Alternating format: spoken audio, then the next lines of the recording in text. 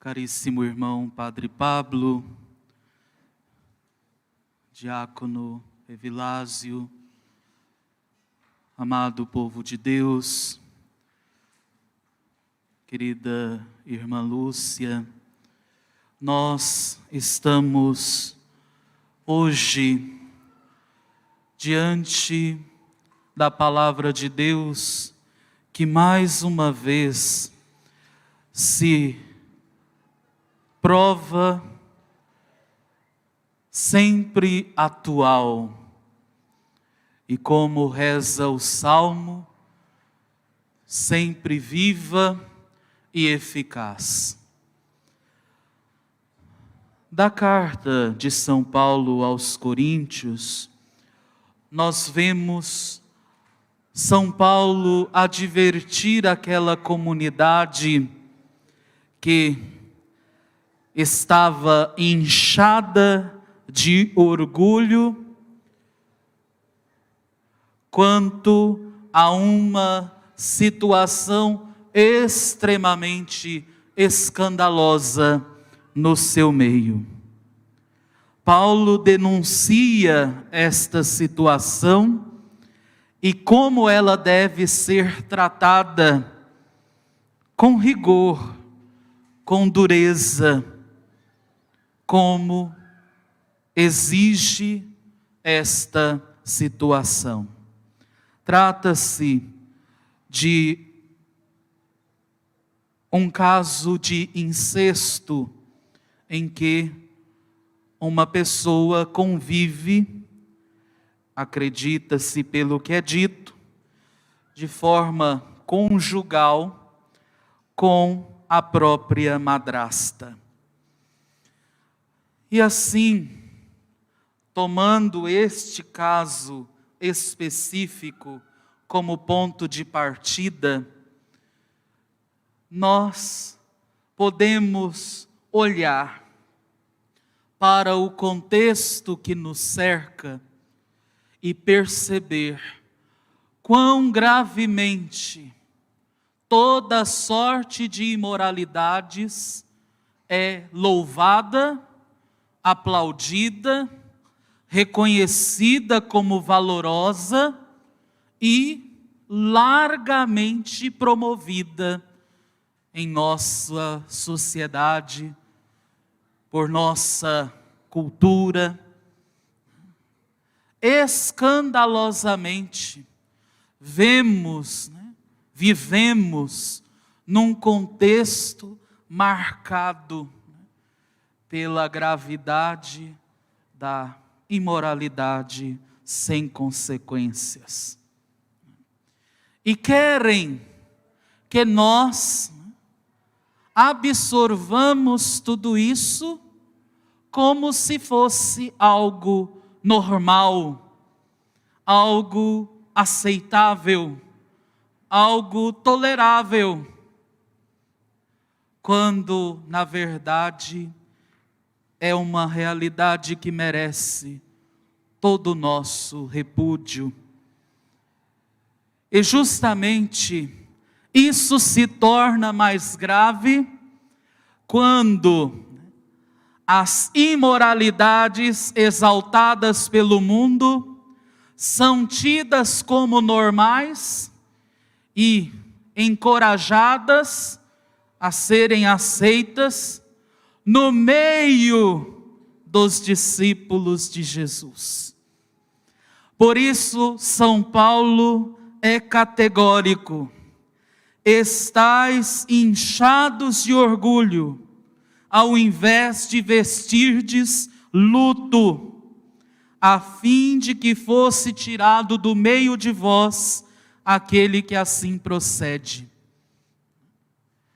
E entre nós, que nos dizemos discípulos de Jesus, há aqueles que defendem, promovem, praticam e querem reconhecer como legítimas tantas formas de imoralidade. E nós, amados irmãos e irmãs, estamos correndo um sério risco de permitir que isso se normalize em nosso meio. E nós estamos vendo, como profetizou o pároco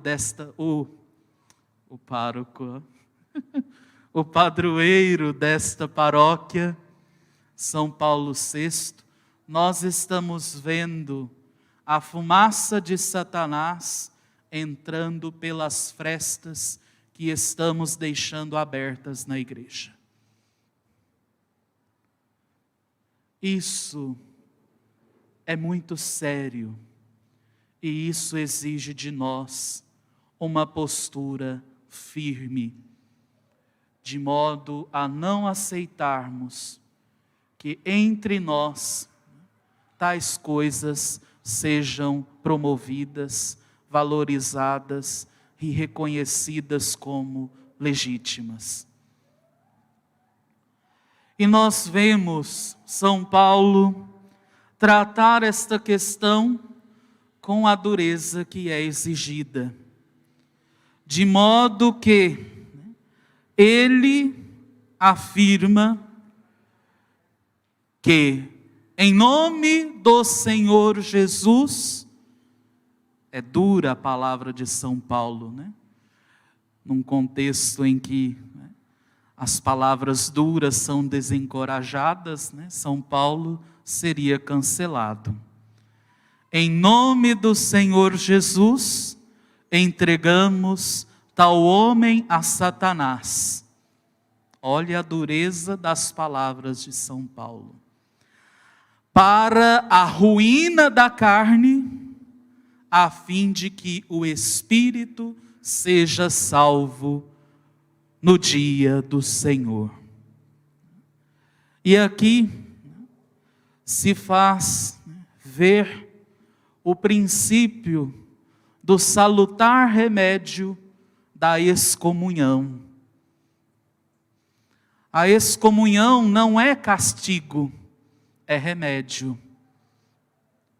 Uma vez que depois de feito o necessário tratamento de correção fraterna de um membro do corpo de Cristo que está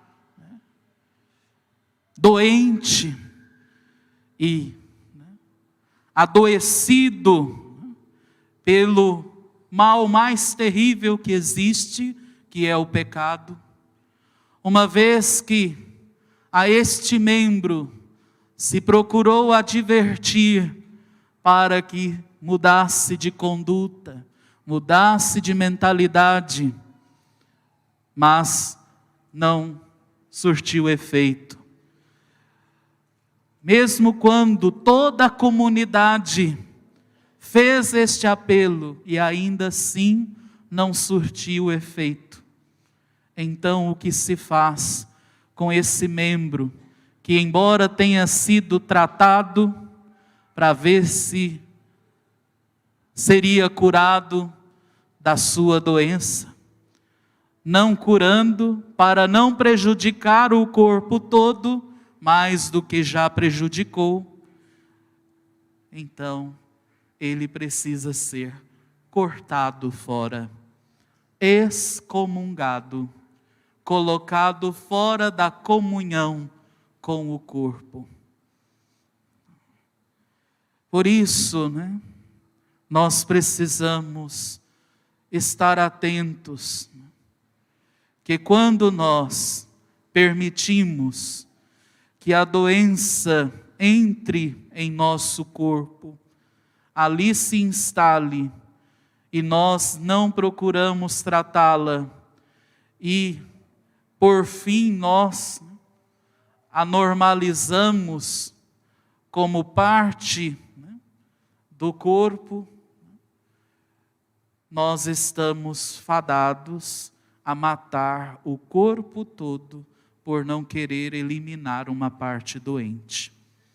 E vejam, qual é o objetivo de se tirar uma pessoa da comunhão com o corpo de Cristo quando ela está obstinada no pecado. E que é do conhecimento de todos esta sua obstinação. O objetivo é melhor que se quebre a pessoa, mas salve a sua alma.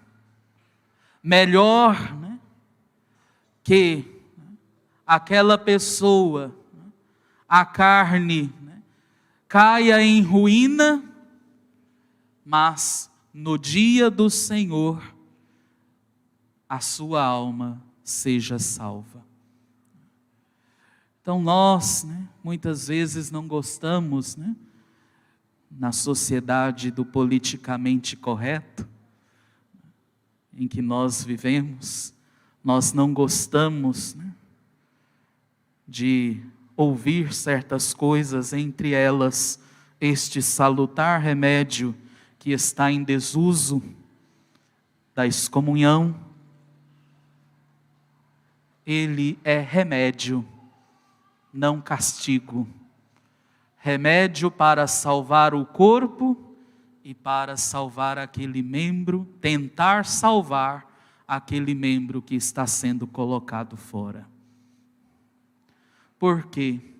Quem não quer fazer parte do corpo de Cristo, seguindo a Cristo como Cristo pede para ser seguido, não faz sentido então esta pessoa fazer parte do corpo de Cristo. Faz sentido nós levarmos uma doença dentro de nós, sem tratamento. Isso não é nada, deixa aí, está quietinho. E depois morrermos por não termos tratado aquela doença, não termos nos livrado dela. Ninguém faz isso com o próprio corpo. Por quê? Nós devemos fazer isso com a igreja. E assim, de outro lado, Jesus nos mostra também um salutar remédio para aqueles que, estando acometidos por algum mal, para aqueles que, estando vivendo uma vida de pecado, o Senhor nos mostra que a esta pessoa que quer sair desta sua condição, que quer ser curada deste mal que a aflige, a esta pessoa se deve acolher e cuidar, a fim de que ela seja curada. E aqui vemos este relato, mais uma vez, numa controvérsia entre Jesus e os fariseus, os mestres da lei. Eles estavam à espreita. Vamos ver se ele vai ter coragem. Vamos ver se ele vai ter coragem de desrespeitar de novo o sábado. Porque já criticaram a Jesus por ter colhido espigas de milho com os discípulos para comer num dia de sábado. E Jesus, então, conhecendo o íntimo dos corações, e não nos enganemos, Ele conhece o íntimo de nós, Ele então questiona os fariseus e mestres da lei. O que é permitido fazer no sábado? O bem ou o mal? Salvar uma vida ou deixar que se perca? E eles, como bons hipócritas que são, nada respondem. E assim, muitas vezes, nós nos comportamos. Uma pessoa que quer mudar de vida, qual a nossa postura em relação a ela? Fulano? Esse aí não tem jeito. Esse aí, querendo mudar de vida? Sei não. E nós, nos fazemos um obstáculo para aquele irmão que quer mudar de vida, que quer se renovar em Cristo. E Jesus nos mostra: a quem quer se converter, nós não podemos nos colocar como um obstáculo. Nós não podemos impedir que uma pessoa que quer buscar sinceramente a Jesus Cristo, nós não podemos impedi-la de viver esta experiência de encontro com Cristo. Então vejam, amados irmãos e irmãs, de um lado, quem não quer se corrigir, então caia fora. Quem quer se corrigir, venha para o meio. São duas faces da mesma moeda. E nós precisamos valorizar ambas. Porque não faz sentido que permaneça na igreja quem não quer ser igreja, como Cristo sonhou a sua igreja. Mas deve ser acolhido na igreja quem quer viver como Cristo pediu que nós vivêssemos. Assim sendo, amados irmãos e irmãs, peçamos ao Senhor que nós tenhamos a coragem de corrigir quando é necessário corrigir, de ser duro quando é necessário ser duro, e até mesmo de cortar o mal fora quando isso for necessário. E assim também, peçamos ao Senhor que sejamos capazes de acolher com docilidade, com ternura, com compaixão, aquele que quer uma mudança de vida, que quer viver a vida nova em Cristo, que todos nós somos chamados a viver.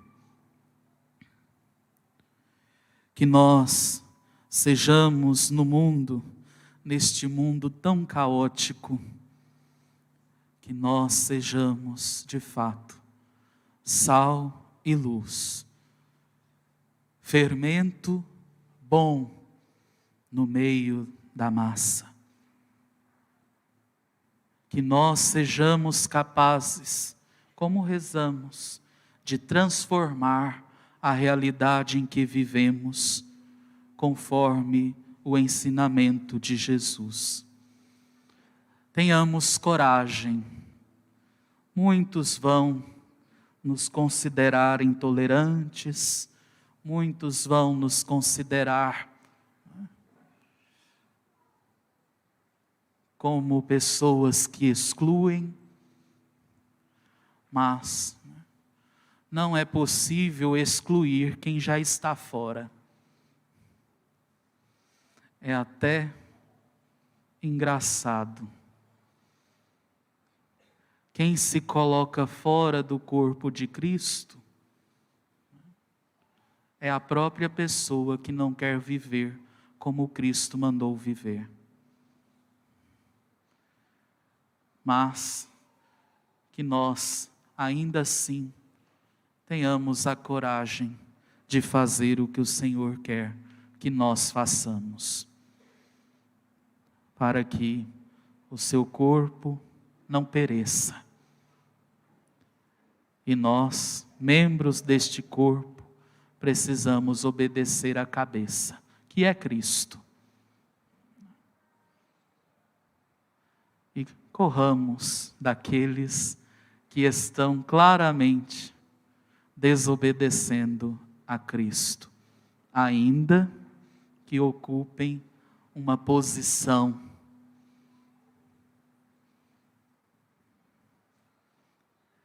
em que deveria, por obrigação, promover a fé dos seus irmãos e não a confusão da fé. Glória ao Pai, ao Filho e ao Espírito Santo. E agora e sempre.